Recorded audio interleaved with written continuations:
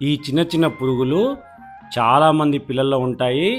సైజులో చాలా చిన్నవి, కానీ పిల్లలకు మాత్రం నరకం చూపిస్తాయి. వీటిని పిన్వామ్స్ అంటారు. ఈ ఇన్ఫెక్షన్ వల్ల చిన్న పిల్లల్లో రాత్రి టైంలో మలద్వారం దగ్గర, అంటే కింద పార్ట్లో విపరీతమైన దురద వస్తుంది. పిల్లలు రాత్రి నిద్రలేసి ఏడుస్తుంటారు.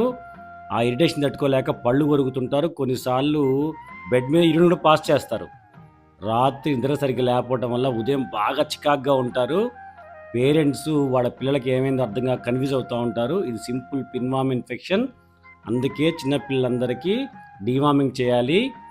1 ఇయర్ టు 2 ఇయర్స్ మధ్య పిల్లలకి ఆల్బెండజోల్ సిరప్ 200 మిల్లీగ్రామ్స్, 2 ఇయర్స్ కన్నా పెద్దవాళ్ళకి ఆల్బెండజోల్ సిరప్ 400 మిల్లీగ్రామ్స్ ఒక డోస్ ఇవ్వాలి.